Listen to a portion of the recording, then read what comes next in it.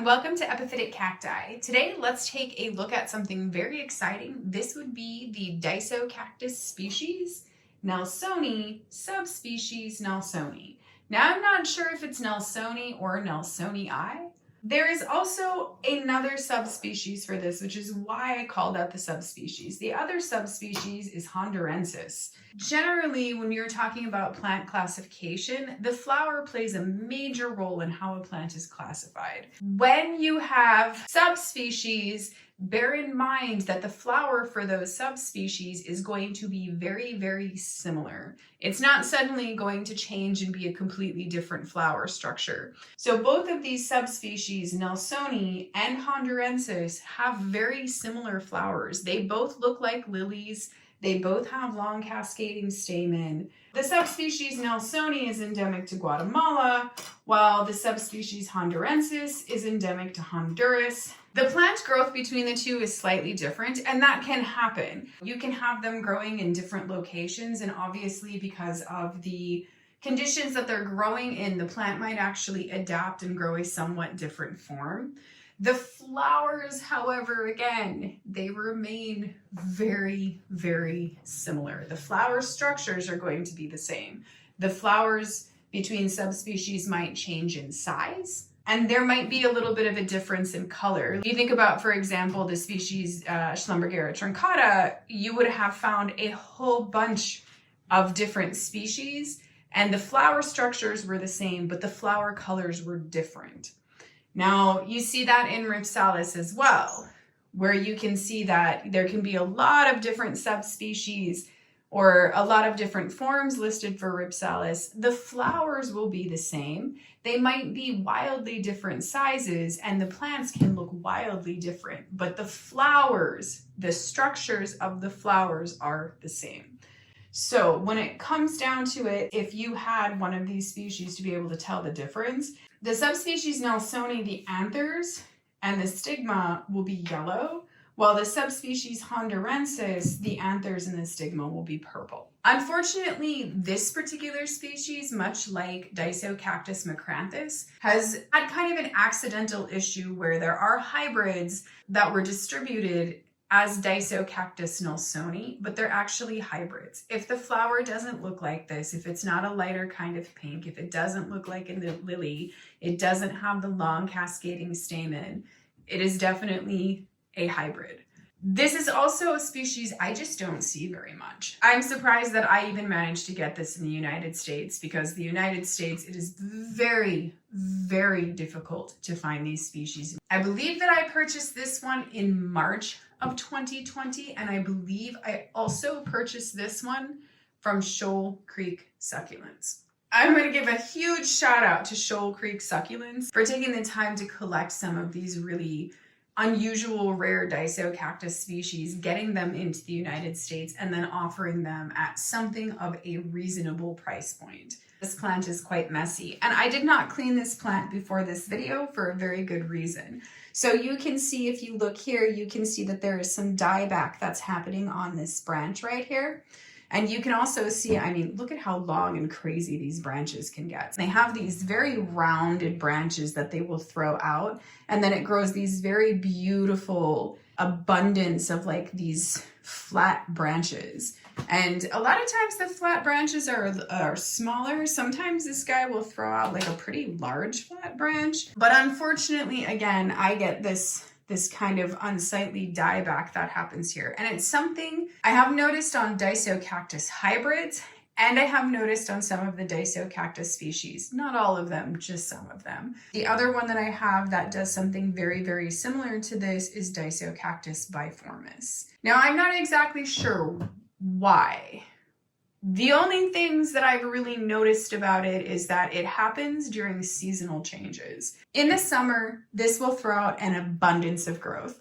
And then all of a sudden, as the seasons start to change and it goes from summer to fall, my area gets a little wetter, a lot colder, and I don't know if it's something about that combination. Something happens where it will suddenly just suffer from some dieback. And then all of a sudden it'll be fine. You can see that it's growing beautifully right now, and it's not suffering from any real extreme dieback. My puppy is in here right now making an abundance of like naughty noises. So yes, you cute monster. You can also see how interesting this is with these like 3 long canes that are growing directly up out of here. It's very, very strange. I want to zoom in and take a closer look at that dieback. So here we can see this kind of strange, unsightly dieback thing that happens. And I mean, I call it spotty because you can see it kind of gets these little spots where it's died back. And then, like I said, it all of a sudden just stops. And what's very interesting and very strange is that it seems to really only affect the fleshy part of the plant, which is interesting. So what I'm saying when I say fleshy part of the plant, so it's not like the midrib that is inside of here. It doesn't really seem like it dies. It just seems like the flesh dies around it. So even though it seems completely dried out and stuff, it still seems like for whatever reason, you know, the part back here will kind of survive.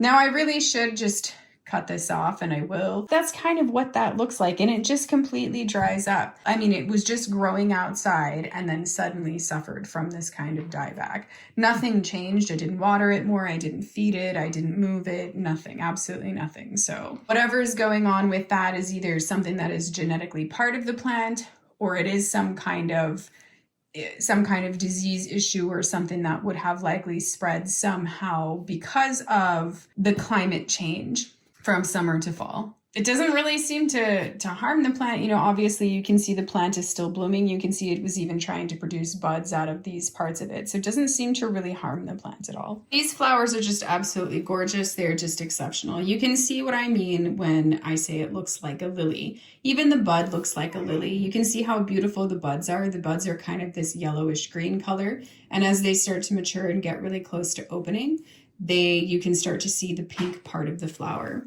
Here you can see that, you know, once again, we get these beautiful stamen that are just much longer than the flower, and they just hang down very beautifully and elegantly. There you can see the anthers. They are definitely yellow. And there you can see the stigma is also definitely yellow.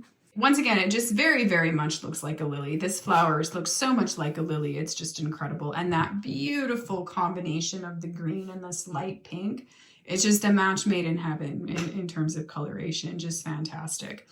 And let's not pretend like those gorgeous little curly back petals don't exist, because they definitely do. Now, I have a very strong, very, very strange visual attraction to those curly little back petals. I love the curly little back petals. So it's just absolutely beautiful. There are a handful of hybrids that have these curly little back petals like this, and they're generally highly sought after. I mean, look at how beautiful. I was really surprised because this one, I actually thought the flower was much larger. And again, it's just kind of a trick of our mind that whenever we see something that's a picture and there's no reference, our mind will kind of have us believing that it is a certain kind of size when there is no size reference. So this one in particular was really interesting to me because I would have thought that this flower was much bigger, but you can see it is not. And I think that just goes down to the fact that this particular flower has such a strong presence that it seems much larger than it is. And here, if we look at another flower there, you know, you can see really similar shape. You can see those back petals are probably even a little more curly, so the flower on this one is a little more mature. You can see just how vibrant that pink is. I mean, look at those little curls. And you can just, I mean, look at how vibrant and beautiful and pink that is. And you go right up in there and you can see that these are just this beautiful kind of lily pink. And if you look down in there, you can see that it does have a darker color down in the throat, a darker kind of pink color. Just fantastic. It's just so beautiful. And you can see these little black marks that are right here. Those little black marks are right there because I tried to cross this guy with Disocactus quetzalticus. So I tried to cross it a few times in both directions. So we'll see if that works out. Here, if we go to the other side, here's another beautiful cascade. You know, we've got some more buds that are going on here and another flower that is open. You know, again, just fantastic. You can see again the little black marks that are there. Same cross. I mean, just fantastic. And it's got a nice, it holds its shape very nicely. I mean, I really kind of like that it's holding this just gorgeous shape. So it's not a sloppy shape or anything by any stretch of the imagination. And it has quite a few more buds that are coming on it. I don't really think that this one is the most floriferous of these kind of smaller Disocactus species, but it definitely has quite a few buds. And this is its first bloom. There are some buds coming back here. There are buds, you know, obviously there were buds here. There are buds coming here. There are buds coming here. And one thing that I am going to point out, a lot of these Disocactus species like this, what is unique about them and what makes so many of the Rudolf Hessing hybrids so fantastic and unique is he does use a lot of these Disocactus species to hybridize. So they're very close to species.